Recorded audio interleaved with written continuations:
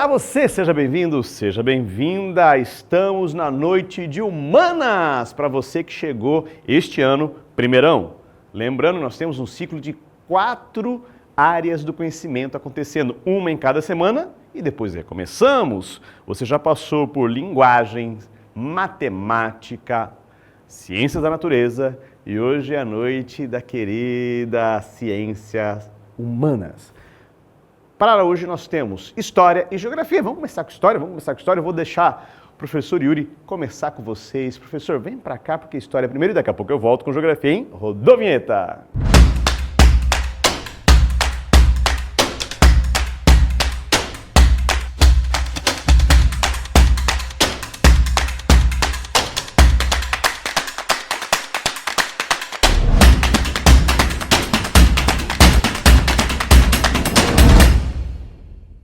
E aí, galerinha do Chave do Enem, beleza? Como é que estão? Voltando aí, 2024 a toda.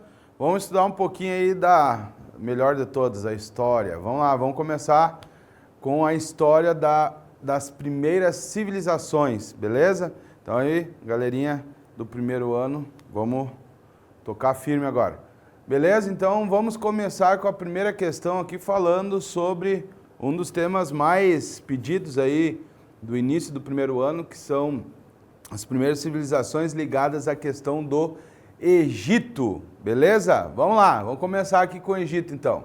A primeira questão ela vai falar sobre alguns assuntos interessantes com relação ao Egito. No Egito antigo, a mumificação, tá, consistia em um conjunto de procedimentos químicos e físicos, incluindo a retirada de vísceras e órgãos com a finalidade de preservar o corpo dos mortos, né? Claro, esses mortos a gente sabe que eles estavam ligados a castas superiores, né? Esse não era um processo muito barato. Então, nesse processo, tá, era realizado entre os escravos e as pessoas da classe social baixa, já que o faraó e a sua família eram cremados em rituais de purificação da alma, tá? Já dei um spoiler ali no início, então a gente já sabe que essa questão ela fica um pouquinho prejudicada justamente por causa do que eu falei antes, tá? Então a B teve início após a grande epidemia de varíola, com uma tentativa de frear a disseminação do vírus e de impedi-lo de continuar se multiplicando. Não tem muita lógica, né? Vamos combinar. C. Estava relacionada à crença religiosa da vida após a morte. Permitiu o acúmulo de conhecimento sobre a anatomia humana e o desenvolvimento de tratamentos de saúde. Tá? Essa daí, vamos deixar em stand-by aí, que essa daí é um item interessante. Vamos lá, D. Foi duramente criticado por sacerdotes e por pessoas comuns, pois eles acreditavam que a alma sairia do corpo aberto e se perderia para sempre, né? Não era essa ideia aí, tá? Essa daí dá para dar uma descartada legal nela. E a E deveria obrigatoriamente ser feita pelos membros da família real, tá? Da família família real não, da família do morto, sob comando de uma liderança religiosa local. Tá? Dessas questões aqui, né, aqui a gente sabe que tem uma ligação profunda com o processo de mumificação, é justamente a alternativa C, que vai falar sobre a questão da vida após a morte. Tá? Quando eles mumificavam o corpo, faziam as pirâmides, né, eles tinham como objetivo conservar o corpo, tá, do morto, para que a alma depois pudesse voltar e habitar o corpo novamente.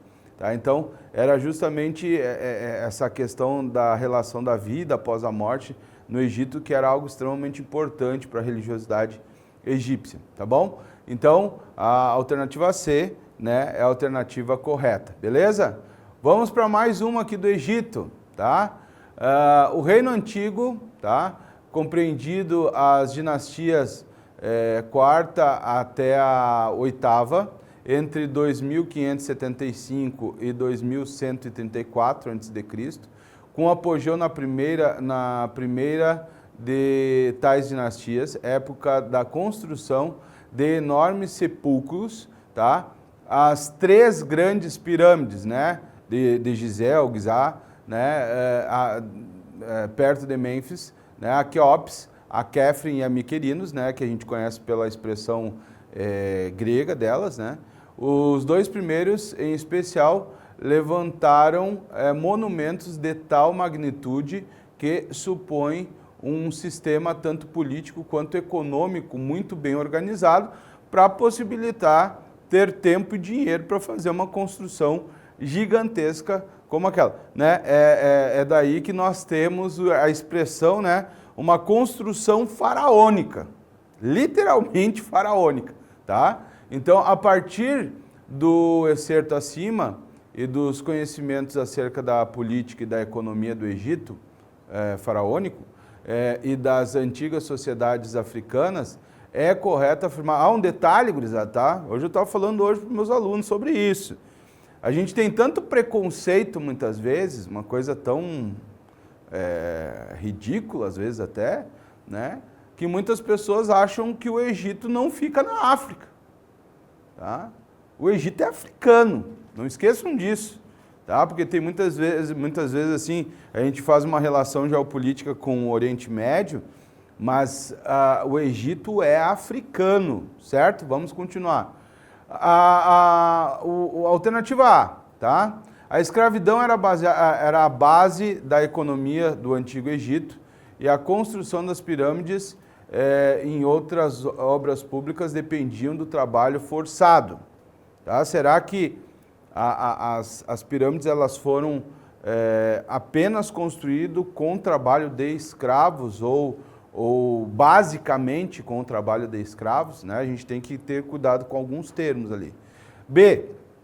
À medida que a sociedade egípcia se tornou politicamente mais complexa, pirâmides deixaram de funcionar como sepulcros e tornaram-se templos conhecidos como zigurates. Os zigurates estão ligados à cultura egípcia ou à cultura mesopotâmica. Isso é um detalhe importante. C. Na sociedade egípcia, o faraó era o único proprietário de terras e essa concentração econômica permitia o gasto em obras monumentais como pirâmides e templos. Interessante. D. A aproximação política e econômica entre as dinastias egípcias no Reino Antigo e as cidades-estados gregas trouxe a técnica e o conhecimento arquitetônico necessário para a construção das pirâmides de Gizá. Será que foram os gregos que influenciaram? E. A estrutura econômica egípcia permitia a construção de trabalhadores assalariados para atuarem em construções públicas como as pirâmides e as obras de irrigação. Então, essa estrutura econômica que vai ser montado no Egito, né, que possibilitava, por exemplo, Heródoto vai falar que o Egito é a dádiva do Nilo, né, essa produção, né, esse celeiro que era o Egito para aquela região, será que possibilitava isso? Então a questão correta é justamente a questão E, tá? A alternativa E, perdão, que vai falar sobre a estrutura econômica do Egito. Né? Por muito tempo se achou que o Egito, as pirâmides, né, foram feitas por escravos, mas depois os historiadores, arqueólogos começaram a entender que elas foram construídas também com o dinheiro público que era pago para os trabalhadores no período de entre-safra, né? Então eram feitas as pirâmides. Então só foi possível isso com um aporte financeiro legal aí, que era proveniente da grande produtividade que tu tinha a partir do Nilo, certo? Vamos lá, vamos para a próxima? Questão 3. Especialmente no Vale da Mesopotâmia, aí chegando à Mesopotâmia agora, floresceram inúmeras civilizações que consolidaram instituições sociais, políticas e culturais por meio do domínio sobre as águas do rio Tigre e do rio Eufrates. As populações que se desenvolveram na região encontraram os mecanismos necessários para a prática sistemática da produção agrícola. o que permitiu a longo prazo o surgimento de cidades e reinos com estruturas sociais diversificadas. Acerca das informações contidas no texto acima e dos conhecimentos relacionados ao tema, marque V para as alternativas verdadeiras, né, e F para as falsas. Então, uma coisa que a gente tem que entender é que ali a Mesopotâmia, né, a região entre rios, foi uma região extremamente disputada, tá, entre vários povos, né? Nós vamos ter os sumérios, nós vamos ter os acádios, nós vamos ter os babilônicos, os assírios, os neobabilônicos, né, justamente por ser ali, né, o que nós conhecemos como crescente fértil. Vamos lá então, vamos começar aí um VOFzinho básico aí, né, para quem gosta aí de questões.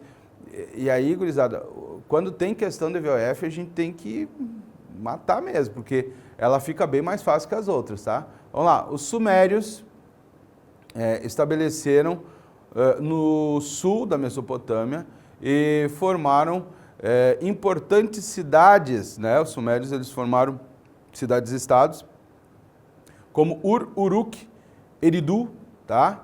Cada uma das cidades possuía um governador próprio e independente, por isso são chamadas de cidades-estados. Ó, vale lembrar que os sumérios eles não formaram um reino, um império, né? Eles formaram cidades-estados. Então vamos lá. Os assírios dominaram a Mesopotâmia e fizeram da cidade de Nínive sua capital, né? Nínive está lá na Bíblia também, né? Lembra lá da história de Jonas, né? Criaram táticas de guerra e possuíam um exército poderoso e desse modo conquistaram terras e povos formando o grande império, né? Algumas pessoas dizem que os assírios eles eram temidos na guerra justamente pela guerra psicológica que eles faziam, né, como o empalamento e outras coisas, né? Então eles eram conhecidos por serem grandes militares que trabalhavam com o psicológico dos seus inimigos. Sob o comando do rei Hammurabi, os caldeus constituíram um estado unificado e fundaram o primeiro império caldeu. Além disso, criaram um dos primeiros códigos de leis escritos da história, o famoso Código de Hammurabi, certo? Sob a sociedade mesopotâmica, sacerdotes, nobres e chefes militares ocupavam os cargos mais altos do governo, exercendo forte influência na política e na economia. Tá? Será que isso é verdade? E a última, os povos da Mesopotâmia dedicavam-se à agricultura, à pecuária e ao artesanato, mas o comércio com outras regiões era escasso. Tá? Então vamos ver aqui, ó, qual que é a sequência correta e a gente vai trabalhando aí cada uma delas. Tá? Então a sequência correta é a sequência VV-FVV. Então, a primeira, o sumério está correto, né? As cidades-estados de Ur, Uruk, Eridu. Os assírios também, né? Grandes. E um detalhe interessante, por que a 3 está errada, né? Porque os primeiros a fazer um reino ali naquela região foram os acádios, né? E não os babilônicos, certo? Aí depois nós vamos ter V novamente. Sobre a sociedade mesopotâmica, sacerdotes, nobres e chefes militares ocupavam os cargos altos do governo. E a última é falsa, né, porque o comércio ele não era escasso, né, com certeza não era escasso. Tá?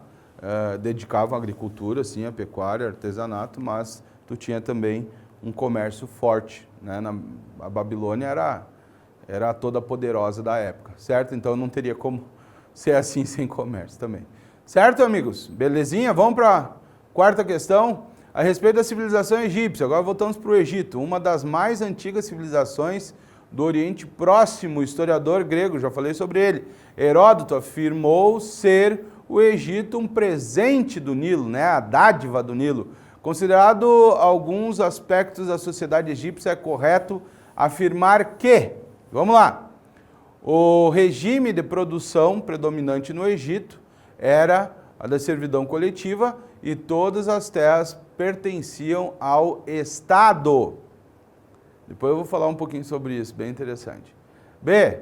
O processo de mumificação dos mortos eram feitos por toda a população egípcia como uma forma de manter sua imortalidade. Tá? C. As grandes pirâmides do Egito foram construídas por milhares de trabalhadores escravos. Tá? E D. Os egípcios, por serem politeístas, adoravam vários deuses, mas havia um deus, cujo nome era Amon, que se sobressaía a todos os outros. Bom, aí depende muito da época, né? Se a gente for... nós tivemos ali uma monolatria, né? Na época de Amenófis IV, também conhecido como Akenaton, né? Ele adorava o deus Aton, aí tinha um deus que era superior aos outros.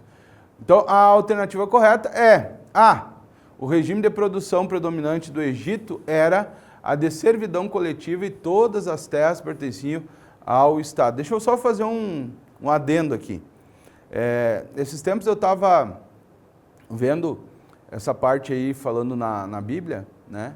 E o engraçado é que deixa entender que antes dos 7 anos de miséria que José, né, o faraó teve aquele sonho e tal, e José vai falar, 7 anos de fartura, guarda, 7 anos de miséria. Até aquele período ali, segundo a Bíblia, as terras não eram todas do faraó. Passou a ser do faraó porque, como muitas pessoas que tinham as terras ali, elas não conseguiram guardar, e depois faltou comida, para terem comida eles entregaram as terras para o faraó. Interessante, a Bíblia fala sobre isso daí, tá? Vamos para a próxima, agora uma aqui, um mix das culturas aí, interessante isso aqui. Considerando as características das sociedades do Antigo Oriente Próximo, numere os parênteses abaixo, de acordo com a seguinte indicação. Então, nós vamos ter ali 1, egípcio, 2, Mesopotâmia, 3, hebreus e 4, fenícios. Claro, lembrando que os egípcios ali, eles não são do Antigo Oriente, né? Eles são África, eu já falei para vocês. Tá? Então, viviam em cidades-estados que tinham as atividades comerciais marítimas, sua principal base econômica, bem diferente das outras culturas, tá? Vamos colocar ali então os fenícios, beleza? Tá? Grandes construtores de navios, grandes armadores, tá? Faziam comércio em todo o mar Mediterrâneo, tá? Formaram cidades-estados, não formaram império, eram grandes conhecedores daquela região ali e faziam muito comércio. Desenvolveram a escrita cuneiforme, o calendário anual dividido em 12 meses e os princípios da astronomia e da astrologia. Cuneiforme, os mesopotâmicos. Organizaram seu reino a partir de suas tribos tradicionais e originaram uma religião monoteísta. Né? Vamos lá, vou colocar os hebreus aí, tá? E desenvolveram uma avançada cultura com grande desenvolvimento da arquitetura, da engenharia e da medicina. Gurizada, esse tipo de questão aí é um tipo de questão que não dá para passar, assim, não dá para errar. Por quê? Porque ali, se tu sabe 3, faltar 1, tu mata. Tá? Então, esse daí a gente tem que dar esses atalhozinhos aí, certo? Então, assim, faltou 1, tu ficou em dúvida, tá, mas tu sabe os outros, tu tem certeza. Por exemplo, no primeiro ali, eu tenho certeza, tá? Que eles estão falando dos fenícios. Então, eu já olho ali nas alternativas, tem 2 alternativas que tem o primeiro fenício. Aí, o desenvolvimento da escrita cuneiforme, eu tenho certeza que são os mesopotâmicos. Então, eu já coloco ali os mesopotâmicos, 2. Então, automaticamente, se tu souber 2, tu já mata a questão. Tá? Essa é uma questão que não dá para deixar passar, beleza? Então, a alternativa correta, lógico, né, é a A, né? 4, 2, 3, 1. Belezinha? Show de bola! Vamos para a próxima, então. 6. O Eufrates não é um rio manso e amistoso como o Nilo, com uma inundação de fim de verão regular, com um relógio, tá? Que prepara a terra para o plantio do trigo no inverno. Ele transborda de suas margens de forma errática e imprevisível. Durante a primavera, quando a semente já no chão, tem de ser protegida, primeiro para não se afogar sobre as águas da enchente, segundo para não secar sob o sol escaldante, que faz evaporar mais da metade do fluxo do rio antes que ele chegue ao mar. O excerto faz uma comparação entre a sociedade suméria e a egípcia na antiguidade, acentuando entre elas. Tá? Vamos lá. Os aspectos divergentes do ponto de vista da natureza, das atividades econômicas, será que é isso que ele está falando? Da ausência de organização militar para a defesa dos territórios férteis, né? Os esforços para o aproveitamento de condições naturais de sobrevivência social, né? Os padrões distintos de submissão à mão de obra capturada nas guerras, ou a existência das sociedades sustentadas pela propriedade coletiva da terra. Qual que seria a questão correta? Vamos colocar aqui na tela, tá? Então, os esforços para o aproveitamento das condições naturais de sobrevivência. As outras ali, né? Essa é uma questão que tu tem que ler o texto, entender, interpretar, tá? E ali vai falar sobre as condições naturais, né? Que o Nilo, ele tem uma regularidade e que os rios ali da Mesopotâmia, eles são mais, né, poderosos no que diz respeito às enchentes, então tu não tem uma regularidade, então tu tem que ter um certo cuidado para que possa dar certo a coisa, tá? Então, essa é uma questão de interpretação que a gente colocou aí a propósito da FGV, tá? Vamos lá. Em relação às características históricas dos povos das civilizações do Oriente Médio Antigo, assinale a alternativa correta. Os babilônicos guardaram em sua biblioteca de Alexandria sua arte e sua cultura. Tá? Será que foram os babilônicos que fizeram isso? B. Os fenícios instituíram um sistema de irrigação desenvolvendo a agricultura. Será que a vibe dos fenícios era agricultura? Os hebreus inventaram a escrita cuneiforme para expressar sua religião. Hebreus, escrita cuneiforme. D. Os mesopotâmios criaram o porto de Cartago, ampliando o comércio. Cartago era uma cidade mesopotâmica, fenícia, acho que era fenícia. E os persas construíram redes de estradas aperfeiçoando as comunicações, tá? Então, essa daqui é correta, tá? Eu já vou dar o spoiler aí. É correta essa daqui. Na verdade, gente, o que sempre me chamou muita atenção é a grande capacidade de organização dos persas, tá? Então, por exemplo, o rei, ele divide, por exemplo, todo o império em 20 sátrapas, né? Cada sátrapa tinha um sátrapa. Ele tinha os olhos e ouvidos do rei também, que informavam o que estava acontecendo, e eles fizeram vias, tá? Vias pavimentadas, para que tu pudesse ter um deslocamento melhor, mais rápido.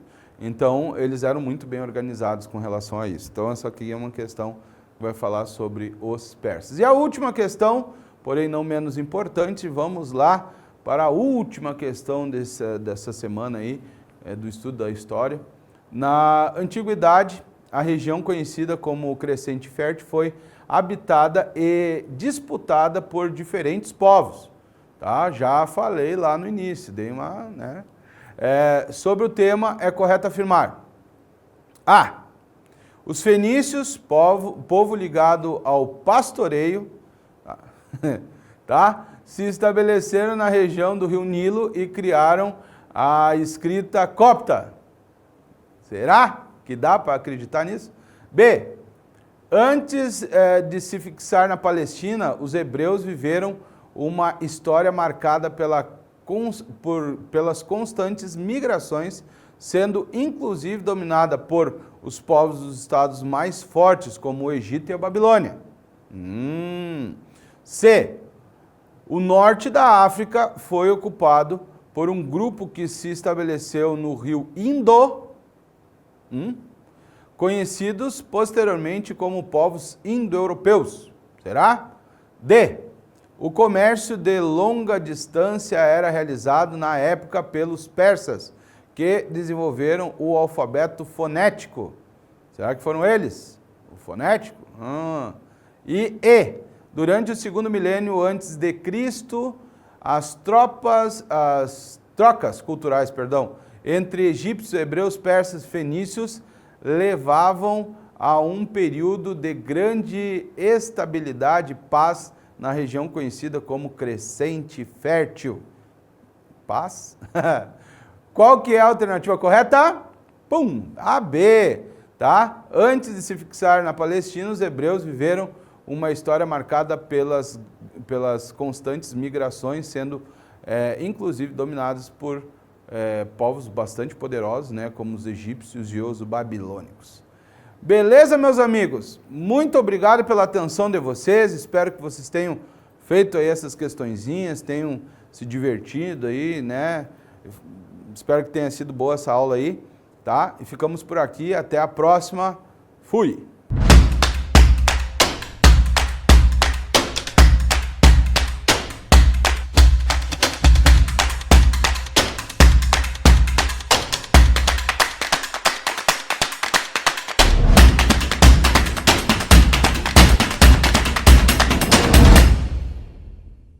É isso aí, agora vamos para a segunda aula da nossa live. E a segunda aula é comigo mesmo, eu fico aqui, professor Thiago, com vocês, Geografia no Ar.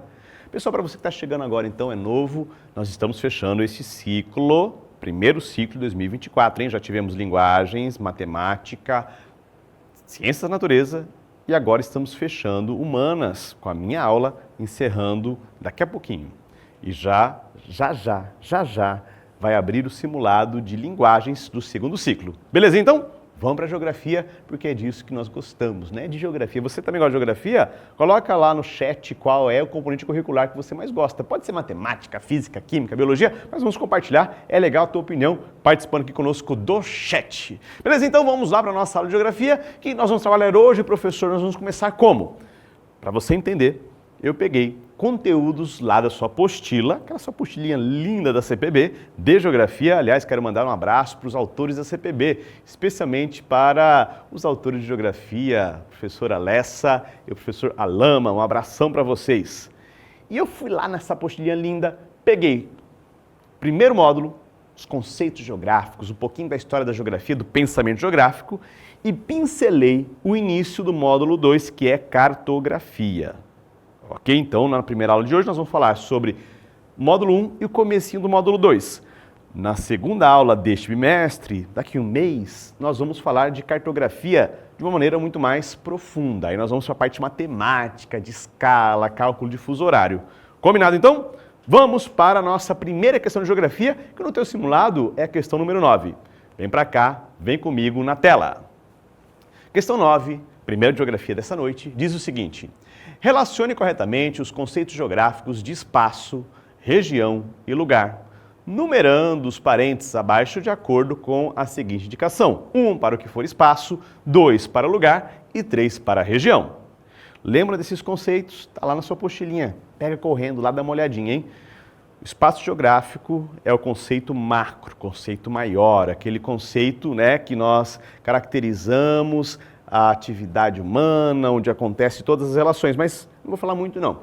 O lugar é o conceito mais próximo do uso cotidiano da natureza, do espaço que o cerca. A região, a paisagem, e território também são conceitos geográficos. Mas eu não quero dar spoiler. Vamos lá?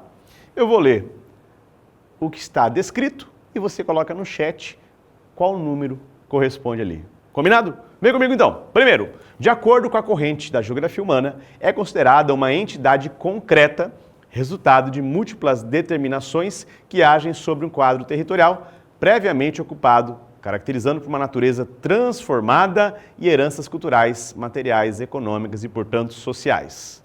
E aí, qual você colocaria? Espaço, lugar ou região? Vamos então para a segunda. Eu não vou dar a resposta ainda não, vamos lá para a segunda. Em uma definição dada pelo geógrafo Milton Santos, é constituído por um conjunto indissociável, solidário e, ao mesmo tempo, contraditório de sistemas de objetos e sistemas de ações, os quais não podem ser considerados isoladamente, mas como um quadro único no qual a história e o tempo se manifestam. Então, um quadro único, tudo está lá. Não dá para considerar de forma isolada. É a forma mais ampla que nós temos de entender o espaço, os conceitos geográficos. Não vou dar spoiler, não vou dar spoiler. Muito bem. E último, sua definição está relacionada com o conceito, né? Olha só, a identidade, a vida cotidiana, ao nível do indivíduo e do seu sentimento de pertencimento em função das suas práticas espaciais cotidianas. Vamos pro chat. Vamos pro chat, vamos lá, coloca lá qual é a ordem correta. É 213, 321, 132 ou 312? E aí, dole uma, dole duas, dole três. O primeiro conceito que aparece ali, meus queridos, o primeiro conceito ali é o conceito, né, construído pelo homem, edificado pelo homem, mas que ali de forma concreta se agrupa. É o conceito de região.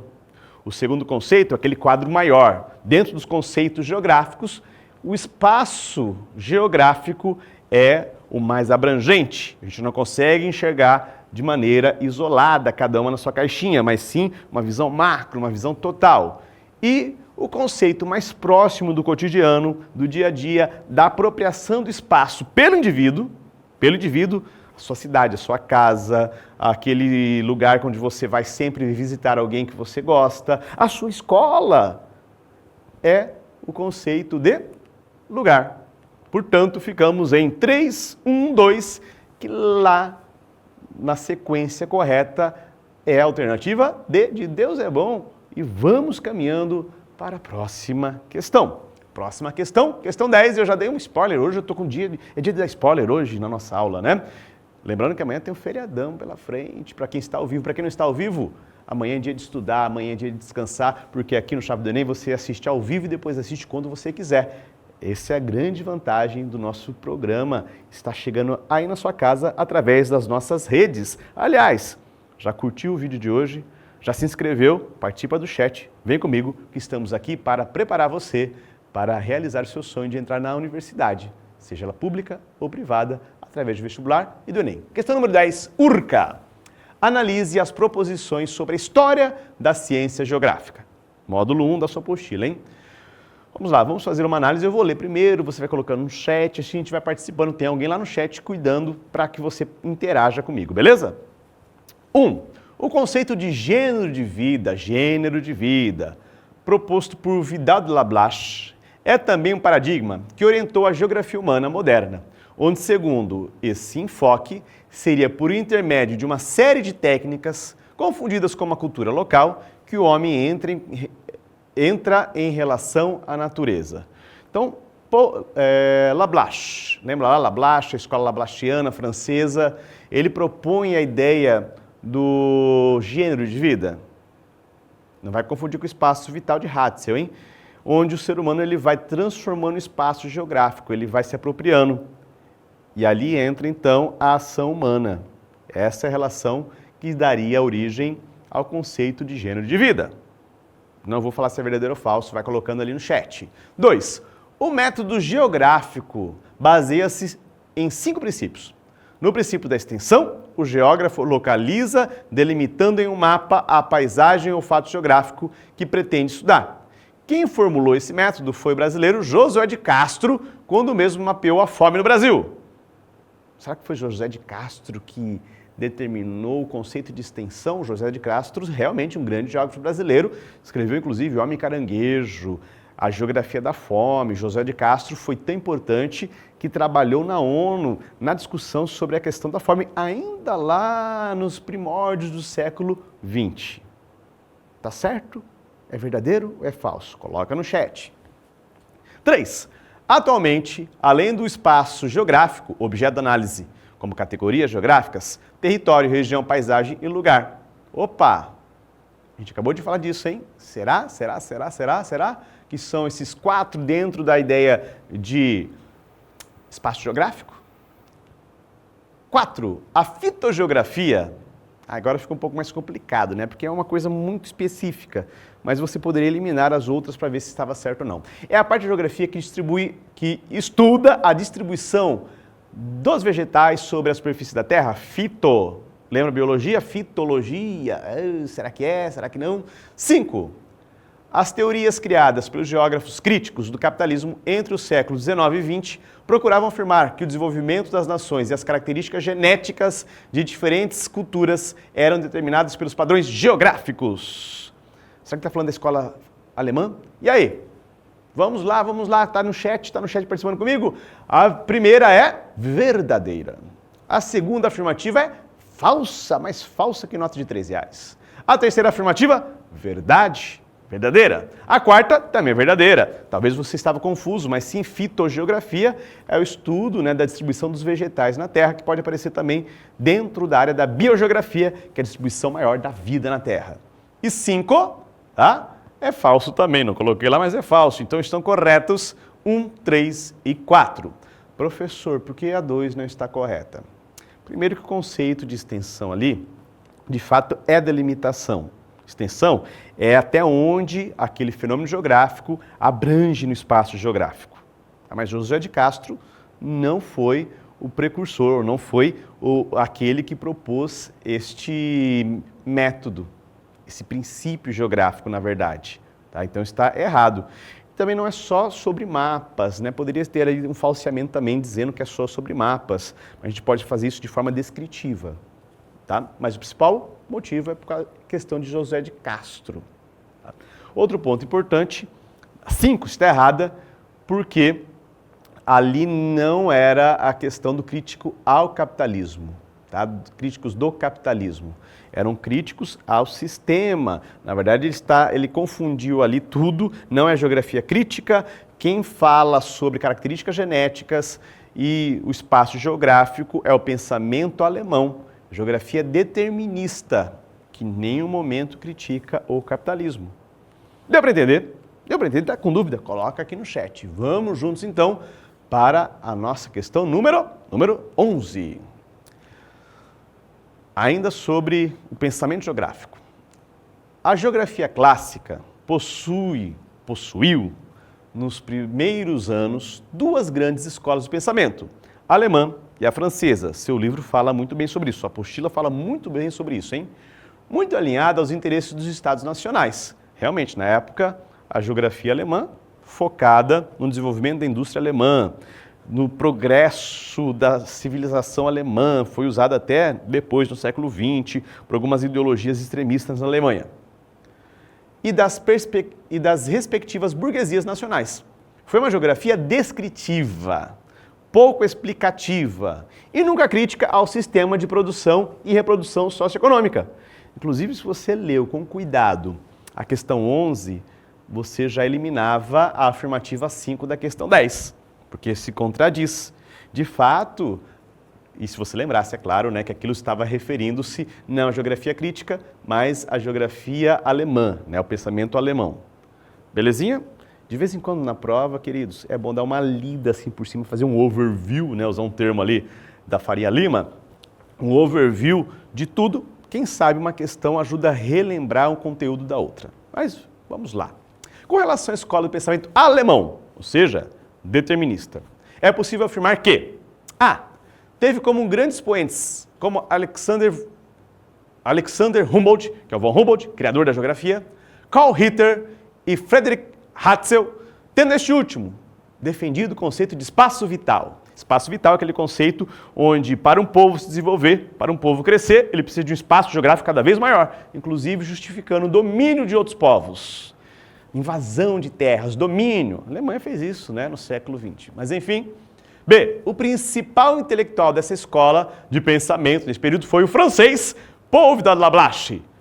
Se você anotou essa, meu querido, com certeza você nem leu, né? Porque nós estamos falando sobre, olha lá, escola de pensamento alemão. E a afirmativa B, a alternativa B, diz o seguinte, um francês criou. Francês e alemão não se dão bem na geografia, não se davam, né? Hoje em dia, todos somos uma comunidade só geográfica. Mas não se davam bem, portanto, já podia eliminar. Paul Vidal de Lablache foi um grande geógrafo possibilista, ou seja, da escola clássica francesa. C. Ao contrário da escola francesa, a escola alemã, desde os primórdios, manteve uma postura de afastamento do Estado dominante da época. Outra alternativa que, se você ler o próprio enunciado da questão, sabe responder. Sabe responder. Porque ali em cima ele já está dizendo para mim, olha, nunca criticou o sistema de produção e reprodução socioeconômica. Interpretação. Vamos lá. E. Realizaram uma análise muito crítica da realidade social alemã, propondo novas formas de organização socioeconômicas. Está ligado com, né, está associado ao anterior. Mas se você ficou em dúvida, qual você marcaria? Está participando no chat? Eu quero ver esse chat hoje bombando. Hoje. Vem comigo, então. Qual é a alternativa correta? É a A. Querido, olha aqui. Look into my eyes. Olhe dentro dos meus olhos. Se você ler, interpretar essa questão, não precisava nem ter estudado as escolas clássicas da geografia. Perceba? E o Enem tem muito disso. A interpretação é muito importante. Por isso eu recomendo, faça todos os simulados de chave do Enem. Aliás, lá no seu CPB Provas aparecem simulados que o próprio sistema gera. Faça também. Pegue simulados na internet, leia. Aumente o seu repertório e aumente a sua capacidade. Lembrando que hoje a gente quer fazer tudo muito rápido, não tem nem paciência de ler. Mas você tem que treinar essa paciência de sentar, ler e interpretar. Interpretou? Acertou a questão. Não está difícil, está muito fácil. Basta ter paciência e, é claro, um repertório sociocultural. Conteúdo mais o repertório da língua portuguesa. Dica dada, vamos para a 12ª questão. 12ª questão. Agora nós já estamos migrando para a cartografia. 12ª, 3ª, 4ª e 5ª, nós vamos falar de cartografia. Vamos lá. Entre os elementos básicos da representação cartográfica, das representações cartográficas, estão as coordenadas geográficas. Você se lembra da coordenada geográfica? Né? Lembra lá? Longitude, latitude. Longitude começando no meridiano de Greenwich. Latitude começando onde? Na linha do Equador. Longitude, opa, paguei o mico agora aqui, hein? Paguei o mico, mas ao vivo é assim mesmo, vem comigo. Longitude, pode ser chamado de meridiano. Longitude pode ser chamado de meridiano. Tem uma diferença, mas só por uma questão de nomenclatura. Longitude, meridiano. Latitude e coloca aqui no chat. Latitude pode ter outro nome, hein? Paralelo. Coloque no chat. Então, sobre algumas das suas aplicações na cartografia, está correto afirmar que, bom, as coordenadas possuem mais de uma aplicação, várias aplicações. A mais básica é localização. A função mais básica das coordenadas geográficas é determinar a sua latitude e longitude. O GPS, coloca lá o valor de latitude e longitude, certinho, as coordenadas x e y, beleza? Mas existem outras funções que nós usamos na geografia a partir da leitura das coordenadas. Então, vamos ler e ver qual dessas afirmativas é uma das funções das coordenadas para nós, dentro da perspectiva geográfica. A. Serve para relacionar a distância real com a distância gráfica expressa no mapa? É? Isso tem um nome específico, hein? Coloca no chat. Essa A está referindo-se ao que na cartografia? B. São sinais aplicados na delimitação de cotas altimétricas e batimétricas do relevo? Latitude e longitude serve para calcular a altitude do Everest e a profundidade do mar? Quando eu falo cota altimétrica, é acima do nível do mar. E cota batimétrica é abaixo do nível do mar. Latitude e longitude serve para isso? Vamos lá. C. São referências geográficas que indicam áreas de mesma temperatura no globo terrestre. Sempre a mesma temperatura vai ser delimitada pela latitude e longitude? Mesma temperatura, tá olhando lá. Está escrito exatamente, mesma temperatura. É isso? Serve para identificar zonas climáticas diferentes e constitui um sistema de orientação. E aí, qual você assinalou? Eu fui dando as dicas, né? Mas qual você assinalou? A, B, C ou D? A, B, C ou D? A, B, C ou D? Vai. Foi? Não tem nem dúvida, né? A alternativa correta é a D. A D. Serve para identificar zonas climáticas, Trópico de Câncer, Trópico de Capricórnio, linha do Equador, Círculo Polar Ártico, Círculo Polar Antártico delimitam as zonas climáticas. E também orientação. Quando eu falo sistema de orientação, são justamente as coordenadas x e y que posiciona qualquer ponto na Terra. Professor, por que não pode ser então a A? A A descreve o que é a escala, que é a proporção, né, a relação entre a distância real, física, e o desenho no mapa. A B, que fala sobre relevo, cota altimétrica é o valor da altitude da linha do nível médio do mar até o ponto acima do nível do mar. A altitude de onde eu estou agora aqui é de 380 metros. A altitude, a cota altimétrica de onde eu estou agora aqui com meus pés é de 380 metros. Sim, eu já medi aqui. E se você estivesse lá no fundo do mar, você teria uma cota batimétrica. Então, eu estou a menos 300 metros, a menos 400 metros, a menos 11 quilômetros numa fossa. Então, essa é a relação de altimetria e batimetria. Beleza? E C, professor, existe alguma linha que mostra a temperatura igual? Sim, chamadas isoietas.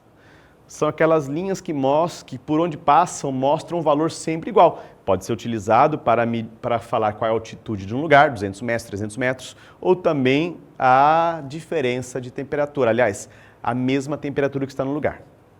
Anotou? São conceitos geográficos. Todos essas alternativas são conceitos geográficos. Você tinha que escolher, selecionar, entender, compreender qual era a que se referia às coordenadas geográficas. Belezinha? Vamos então, porque o tempo não para, o tempo passa correndo aqui. Estamos indo para a nossa antepenúltima questão. Leia as proposições a seguir. São chamadas de coordenadas geográficas o conjunto de medidas representadas por linhas imaginárias que circundam o globo terrestre, determinadas com base no princípio do círculo trigonométrico. Verdadeiro ou falso, hein? Olha, a gente acabou de falar um pouquinho sobre isso, só que eu não falei sobre circular. O cruzamento dessas linhas imaginárias indica onde está cada ponto do planeta, onde cada ponto do planeta está posicionado, gerando a sua localização com a pequena margem de erro, o que facilita a sua orientação espacial. 3. As linhas imaginárias que acompanham o sentido do seu eixo são denominadas meridianos, o eixo da Terra, e determinam as latitudes. As linhas imaginárias perpendiculares ao eixo, paralelas entre si, são paralelos e determinam as longitudes. Será? Está na ordem certa? Lembra lá? Será que está nessa ordem certa? E 4. O meridiano de Greenwich e o seu antimeridiano separam o hemisfério ocidental e o hemisfério oriental do planeta. Como a esfera tem 360, são 180 graus de longitude para leste e 180 graus de longitude para oeste, sendo que os meridianos se encontram nos polos, de polo a polo. E aí? Qual está correta? Já percebeu que tem alguma coisa falsa ali cheirando a falsificação? A falsificação tem? Vamos lá. Primeiro está correta, de fato, né? Isso são as coordenadas geográficas. Segundo, sim, a coordenada mesmo é o cruzamento da latitude com a longitude. Aquele exato ponto de cruzamento marca, né, a coordenada onde eu estou, onde o carro está. É isso que nós utilizamos no GPS do carro, nos GPS dos aviões, no GPS de alta precisão para construção civil. Se tem alguém em casa que o pai ou alguém da família é engenheiro civil, teve essa aula, eu dava essa aula inclusive na engenharia civil, amo da geoprocessamento e topografia. É usado em várias áreas, então nós precisamos dessas coordenadas para calcular e para determinar a localização, beleza? A 3 é a falsa. Está invertido, meu caro, meu jovem, preste atenção, está invertido ali. O que era para ser latitude ficou como longitude. O que era para ser longitude ficou como latitude. Então está invertida a descrição, tá? Olha só, as linhas imaginárias que acompanham o sentido do eixo da Terra são chamadas, né, de meridianos, tá certo? E determinam o quê? As longitudes e não a latitude. As linhas imaginárias perpendiculares ao eixo da Terra e paralelas entre si são os paralelos, tá certo? Mas determinam as latitudes e não as longitudes. Então aqui só estava invertido. Se vacilar na leitura, rodou, mano. Já era, perdeu. Fica confuso, pelo menos fica confuso aqui e não sabe qual é a correta e pode chutar. Se chutar igual eu chuto bola de futebol e errar feio, né? Eu sou muito ruim no futebol, né? Eu miro aqui, chuto, a bola vai para trás, eu caio e ainda quebro o braço. De tão ruim que eu sou no futebol. Mas vem comigo porque em geografia a gente ainda tenta mandar bem. Beleza? Então, só para que você não tenha mais dúvida, né? Olha só, meridiano, começa em Greenwich, é alinhado com o eixo da Terra, tá? Paralelos, latitude, começa no Equador, formam círculos concêntricos e vão do centro para norte e centro para sul. Meridiano, de leste e oeste. Belezinha? Feito? Tem dúvida? Manda para cá. Isso sim a gente vai bater no peito e chutar pro gol e acertar. Se fosse futebol, não. Mas geografia, tamo junto. Penúltima questão. Elementos de um mapa. Isso é básico, mas de vez em quando aparece nos vestibulares. O que nós precisamos ter para que o mapa seja compreendido? Eu trouxe aqui para vocês, isso, um mapa, mas está errado, não posso mostrar agora. Espera um pouquinho, aguarda um pouquinho, falta aí, paciência. Vamos ler a primeira questão, depois eu coloco no mapa e a gente vai discutir um pouquinho. Para a correta interpretação de um mapa, é necessário considerar seus elementos cartográficos. Então, o que tem que ter obrigatoriamente no mapa? Só isso não, tem mais, mas basicamente o quê? Indica o tema e a localização representados no mapa. Eita, o que indica o tema? O que indica o tema? O tema, se é um mapa de vegetação, se é um mapa de relevo, se é um mapa da casa, da festa, onde vai ter a festa do seu amiguinho. O que é isso? O que é isso? Como que chama isso? Explica o significado dos símbolos ou cores utilizados no mapa. Então, tem que ter lá um lugarzinho. Se eu pintei meu mapa de verde claro, verde escuro, amarelo, vermelho, qualquer cor, eu tenho que dizer o que cada cor corresponde. Como se chama isso? C. De um mapa, indica quantas vezes a área foi representada, foi reduzida.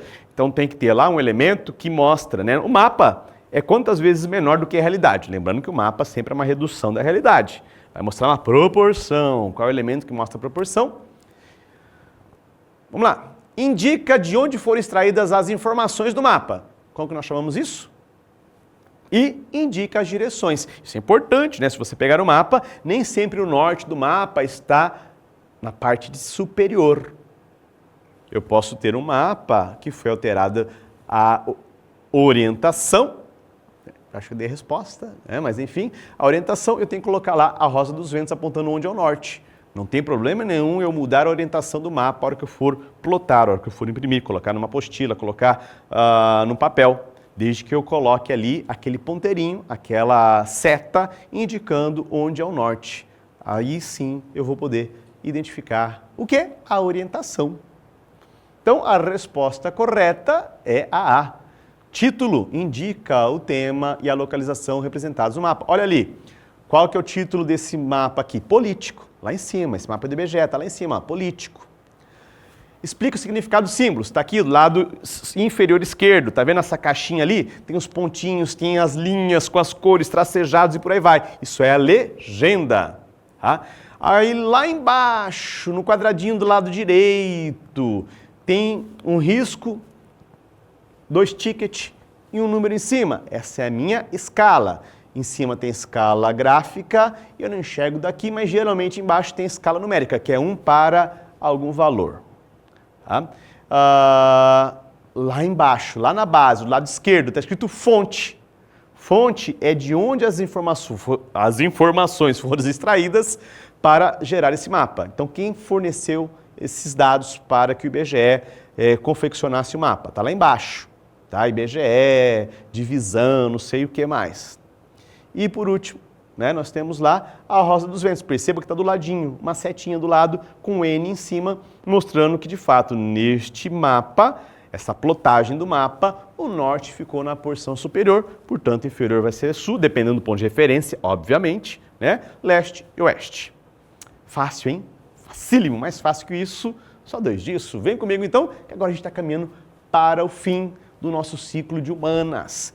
15ª questão, falando um pouquinho sobre mapas temáticos. O que nós trabalhamos ali é a cartografia temática, o mapa temático.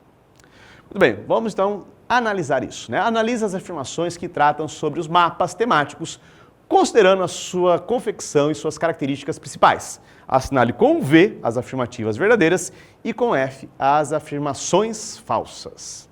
Primeira, dentre os objetivos dos mapas temáticos está a representação de um fenômeno ou uma característica particular de um lugar qualquer do planeta. Certo ou verdade? Certo ou errado? Verdadeiro ou falso? Bom, mapa temático. Temático é por quê? Porque eu vou escolher um tema, vou escolher um elemento e vou mostrar onde esse elemento ou esse fenômeno acontece. Então, de fato, isso é verdade, verdade, verdade. O mapa temático serve justamente para isso, para trazer algo específico. Não é uma carta topográfica que vai ter tudo lá dentro. Altimetria, onde é pântano, onde é rio, onde é praia. Não, o mapa temático ele vai selecionar o que é mais importante para aquele mapa representar e demonstrar para alguém. Título, escala, sistema de projeção, sistema de coordenadas, que a gente não falou lá atrás, projeção, e convenções são alguns elementos presentes no mapa temático? Sim, vamos direto, sim, sim. Professor, mas aqui na questão anterior o senhor não falou sobre sistema de projeção e sistema de coordenadas. É porque não é obrigatório, mas também é importante. São os elementos que nos ajudam. Se você olhar o mapa anterior que eu coloquei para você, deixa eu voltar aqui um pouquinho. Opa, para frente de novo. Aí. Perceba que as coordenadas estão ali. São as linhas que cortam o mapa, inclusive mostrando o Trópico de Capricórnio aqui ao sul. Ao norte está mostrando a linha do Equador e por aí vai. Nesse caso tinha, mas a questão não trouxe. E lá embaixo, geralmente, lá embaixo da escala cartográfica, vem descrito qual é o sistema que foi adotado para a projeção cartográfica, porque isso vai me dizer se tem distorção ou não tem distorção e onde é essa distorção. Lembrando, né, projeções cartográficas distorcem menos o mapa, mas dependendo do que eu quero distorcer, se são os ângulos ou são as áreas. Mas deixa isso que na próxima aula nossa de geografia, daqui a um mês eu vou falar sobre projeções cartográficas. Belezinha? Vamos lá então. Os mapas temáticos devem apresentar elementos visuais de fácil e imediata compreensão? Sim, o mapa temático ele é feito para uma leitura geral, diferente do mapa técnico. Por exemplo, se eu pegar uma carta aeronáutica, só quem estudou uma carta aeronáutica vai entender o que está lá, porque é uma carta técnica. Uma carta topográfica também exige um pouco mais de conhecimento. Já o mapa temático, não. Eu vou falar de eu vou falar de vegetação do Brasil, eu já vou usar tons de verde ali para facilitar. Eu vou falar um pouquinho sobre densidade demográfica. Eu já vou pensar na escala escuro e claro, menos e mais. Né? Então, eu vou usar uma linguagem mais acessível para que, ao olhar o mapa, nós já consigamos responder o que e onde. Né? O que? Qual é a densidade? E onde está essa densidade? Esse é o princípio, inclusive, da cartografia temática. E, por último, o mapa temático pode ser produzido a partir de outras bases cartográficas, outros tipos de mapa, como o mapa base, por exemplo. Sim, nós podemos usar uma fonte mais generalista, uma fonte que tem muitas informações, tiramos o que não é útil e deixa somente aquilo que eu quero representar naquele mapa específico, para um público específico, para uma situação específica, por isso que eu vou chamar de mapa temático. Deu para entender? Então, a alternativa correta está lá. V. B de bom, meus queridos.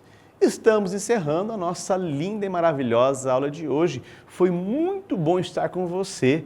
Volte sempre. Aliás, como nós estamos aqui no nosso canal da Educação Adventista Brasil, você pode voltar quando você quiser. Veja, reveja, estude para a prova, lembrando que a prova do bimestre, né, é baseada, né, geralmente baseada nesses capítulos ali. Então não perca seu tempo, reveja todas as aulas do primeiro ciclo do Chave do Enem, faça a sua lista de exercícios para a próxima semana e descanse, tome água, faça exercício, cuide de você e da sua família. E um forte abraço, até mais, até a próxima!